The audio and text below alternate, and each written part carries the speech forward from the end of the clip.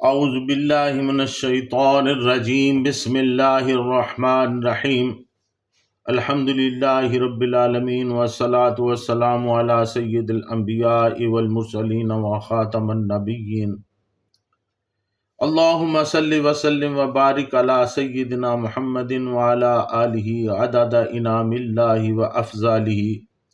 معزز ناظرین، السلام علیکم ورحمۃ اللہ وبرکاتہ۔ جاذب پبلیکیشنز میں خوش آمدید۔ میں محمد سعید جاذب آپ کی خدمت میں حاضر ہوں۔ تعلیم القرآن کا سلسلہ جاری ہے اور میں آپ کی خدمت میں سورۃ النساء کی تفصیلات و تشریحات کے ساتھ حاضر ہوں۔ آج کی نشست میں سورۃ النساء کی آیت نمبر 24 شامل ہے۔ ارشاد باری تعالی ہے، والمحصنات من النساء الا ما ملكت ايمانكم كتاب الله عليكم واحل لكم ما وراء ذلكم ان تبتغوا باموالكم محصنين غير مسافحين فما استمتعتم به منهن فآتوهن اجورهن فريضة لا ولا جناح عليكم فيما تراضيتم به من بعد الفريضة ان الله كان عليما حكيما۔ اور خامد والی عورتیں بھی حرام کی گئی ہیں مگر وہ لونڈیاں جن کے مالک تمہارے دائیں ہاتھ ہوں، یہ تم پر اللہ تعالیٰ کا لکھا ہوا ہے، اور تمہارے لیے حلال کی گئی ہیں جو ان کے سوا ہیں۔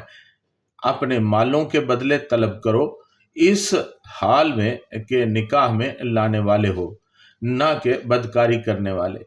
پس جو تم نے لطف اٹھایا ہے ان سے، پس انہیں ان کے مہر دو جو مقرر شدہ ہوں، اور تم پر اس میں کوئی گناہ نہیں جس پر تم مقرر کر لینے کے بعد آپس میں راضی ہو جاؤ۔ بے شک اللہ تعالی ہمیشہ سب کچھ جاننے والا، کمال حکمت والا ہے۔ والمحصنات من النساء، اور خامد والی عورتیں بھی حرام کی گئی ہیں۔ ناظرین، یہاں پر منکوحہ عورتوں کی حرمت کے بارے میں بتایا گیا ہے۔ یہاں محصنات کا لفظ آیا ہے جس کا مادہ ہے الاحسان، اور الاحسان ان کے بنیادی معنی ہے کسی چیز کی حفاظت کرنا، اسے محفوظ رکھنا۔ حفاظت کے اعتبار سے حسان اس عورت کو کہتے ہیں جو پاک دامن ہو اور اپنی عفت کو محفوظ رکھتی ہو۔ عورت کی پاک دامنی دو طریقہ سے ہوتی ہے، ایک تو یہ کہ وہ غیر شادی شدہ ہو اور اپنی عفت کو محفوظ رکھے، اور دوسرے یہ کہ وہ شادی کر کے صرف ایک کی ہو جائے اور اس طرح اس کی عفت غیروں کے ہاتھوں محفوظ ہو جائے۔ چنانچہ المحصنات شادی شدہ عورتوں کو کہتے ہیں۔ ناظرین، جو عورتیں شادی شدہ ہوں ان سے اس وقت تک شادی حرام ہے جب تک ان کے پہلے شوہر انہیں طلاق نہ دے دیں یا وہ فوت نہ ہو جائیں، اور وہ عورتیں طلاق یا وفات کی عدت نہ گزار لیں، چاہے وہ عورتیں آزاد ہوں یا غلام، اور چاہے مسلمان ہوں یا کتابیہ، تاکہ وہ مردوں کا نطفہ مل کر بچے کا دو مردوں کا نطفہ مل کر بچے کا نسب ضائع نہ ہو جائے۔ لیکن اگر شادی شدہ عورتیں جہاد فی سبیل اللہ میں جنگی قیدی یعنی لونڈیاں بن کر آ جائیں تو اگرچہ ان کے شوہر زندہ ہوں، لیکن چونکہ اب ان کا تعلق شوہر اور خاندان سے ختم ہو گیا اور لونڈیاں بن گئی ہیں، اس لیے اللہ تعالیٰ نے ان کے حال پر رحم کرتے ہوئے ان کے مسلمان مالکوں کو ایک ماہواری گزر جانے کے بعد ان کے ساتھ ہم بستری کی اجازت دی ہے۔ ناظرین، علامہ ثناء اللہ پانی پتی لکھتے ہیں کہ سہاگن عورتوں کو محصنات کہا جاتا ہے۔ اس کی وجہ یہ ہے کہ نکاح اور بیاہ سے ان کا تحفظ ہو جاتا ہے۔ شوہروں والی عورتوں سے کسی دوسرے کا نکاح اس وقت تک درست نہیں جب تک ان کے شوہر مر نہ جائیں یا طلاق نہ دے دیں اور عدت وفات یا عدت طلاق گزر نہ جائے۔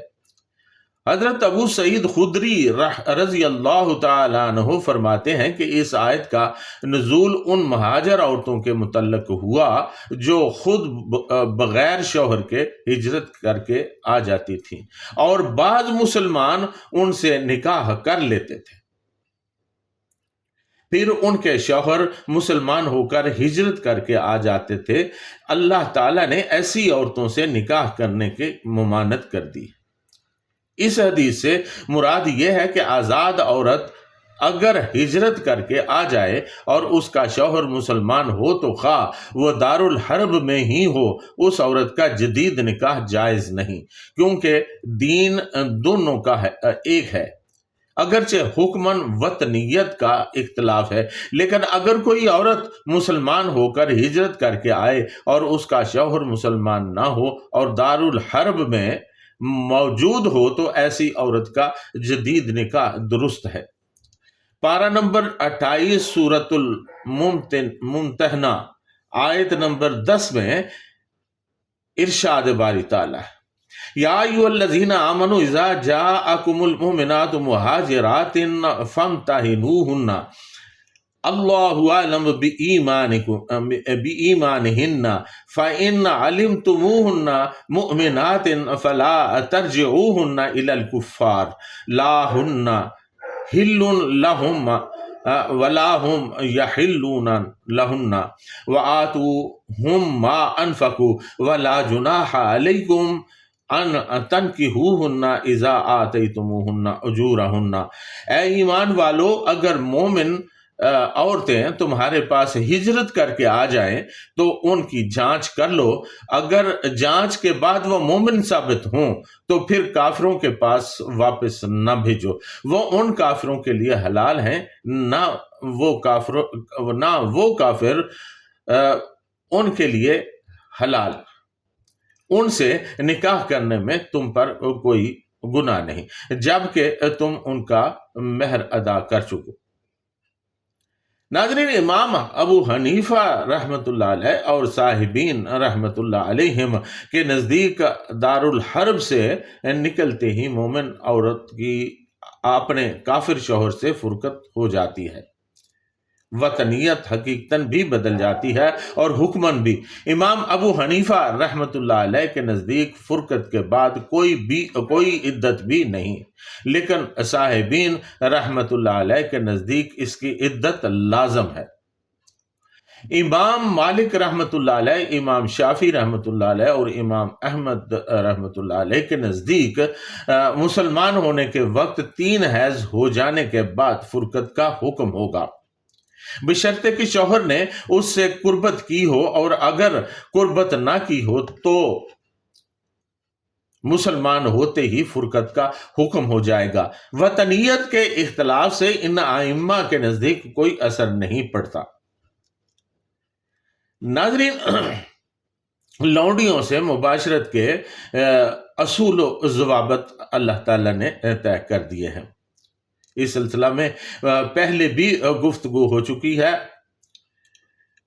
تاہم یہاں پر کچھ اس آیت مذکورہ کے سلسلہ میں آپ کی خدمت میں چند حقائق پیش کرتا ہوں۔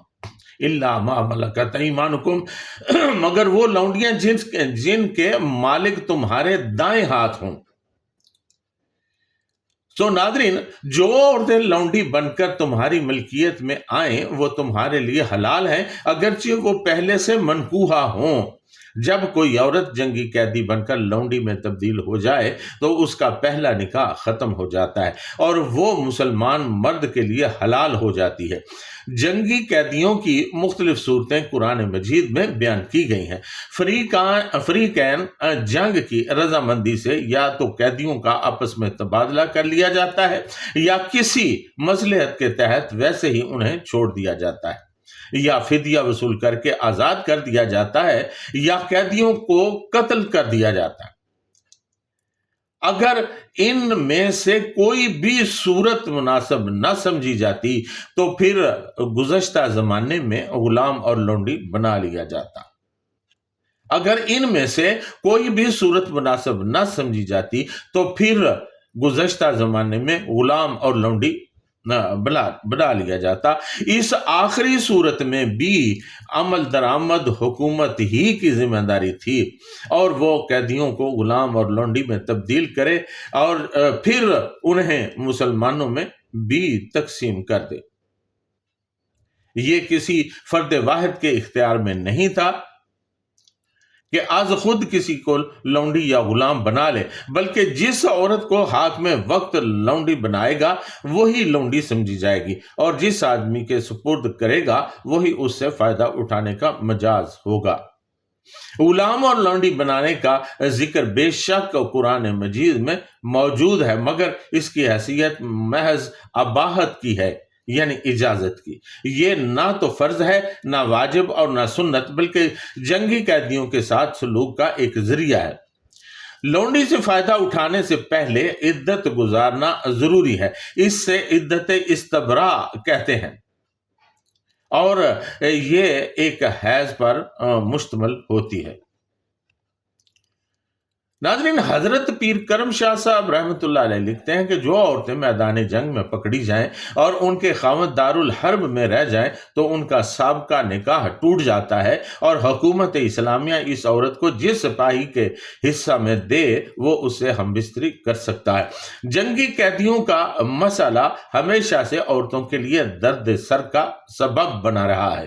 اسلام نے اپنی فطری سادگی سے اس کا حل پیش کیا ہے کہ اگر جنگ میں دشمن قوم کے مرد اور عورتیں اسیر بن کر آئیں تو حکومت اسلامیہ کو اختیار ہے، چاہے تو انہیں آزاد کر دے، چاہے تو ان سے فدیہ لے کر چھوڑ دے، چاہے تو مسلمان قیدیوں کے ساتھ ان کا تبادلہ کر لے، اور اگر مصلحت عامہ کا تقاضا یہ ہو کہ انہیں اسیر ہی رکھا جائے تو پھر اس کی اجازت ہے۔ لیکن کیسے؟ جاپان، جرمنی اور روس کے قیدی کیمپوں کا یہاں کوئی وجود نہیں، جہاں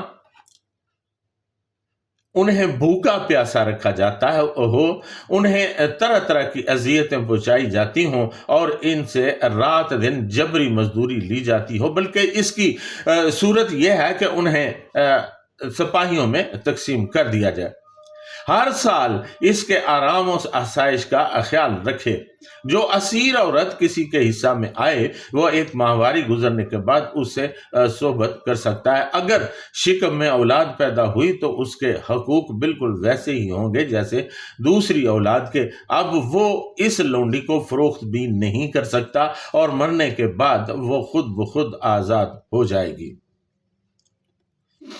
ناظرین، موجودہ دور کے مہذب معاشرہ میں فاتح قوم قیدی عورتوں کے ساتھ جس طرح کھلی بے حیائی کا ارتکاب کرتی ہے، اس اسلامی نقطہ نظر سے یہ صریح زنا ہے، اور جس طرح آج کل قیدی عورتوں کو ایک کیمپ میں رکھا جاتا ہے اور فوجیوں کو عام اجازت دی جاتی ہے کہ جس عورت سے چاہیں زنا کرتے رہیں، یہ صرف زنا ہی نہیں بلکہ ایک وحشیانہ فعل بھی بن جاتا ہے۔ چنانچہ اسلام نے ایسی عورتوں سے مباشرت پر چند در چند پابندیاں لگائی ہیں۔ حضرت ابو سعید خدری رضی اللہ تعالیٰ عنہ سے روایت ہے کہ نبی اکرم صلی اللہ علیہ وسلم نے حنین کے دن ایک لشکر اوتاس کی طرف روانہ کیا۔ ان کا دشمن سے مقابلہ ہوا، مسلمانوں نے فتح پائی اور بہت سے قیدی ہاتھ آئے۔ صحابہ کرام رضوان اللہ علیہم نے ان قیدی عورتوں سے صحبت کرنے کو گناہ سمجھا کہ ان کے مشرک شوہر موجود تھے۔ اس وقت اللہ تعالیٰ نے یہ آیت مبارکہ نازل فرما کر عدت کے بعد ان لونڈیوں کو ان کے لیے حلال کر دیا۔ ناظرین، یہ تحریر مسلم شریف کتاب الرضاء سے ماخوذ ہے۔ قیدی عورتوں اور لونڈیوں کے بارے میں شرائط اس سے پہلے میں عرض کر چکا ہوں۔ تعلیم القرآن جلد اول میں سورۃ البقرہ آیت نمبر 221 کی تفسیر و تشریح۔ ناظرین، اس آیت کی یعنی آیت نمبر 24 سورۃ النساء کی اور بہت سی تفصیلات باقی ہیں۔ انشاءاللہ العزیز آئندہ نشست میں چند تفصیلات پھر آپ کی خدمت میں عرض کروں گا۔ تب تک کے لیے آپ سے اجازت، اس دعا کے ساتھ کہ اللہ تعالی ہمیں قرآن مجید کو سمجھنے کی توفیق عطا فرمائے اور اس کی حکمتوں سے ہمیں نوازے، اور اس کی مسلسل تلاوت کرنے کی بھی توفیق عطا فرمائے۔ وما علینا الا البلاغ المبین۔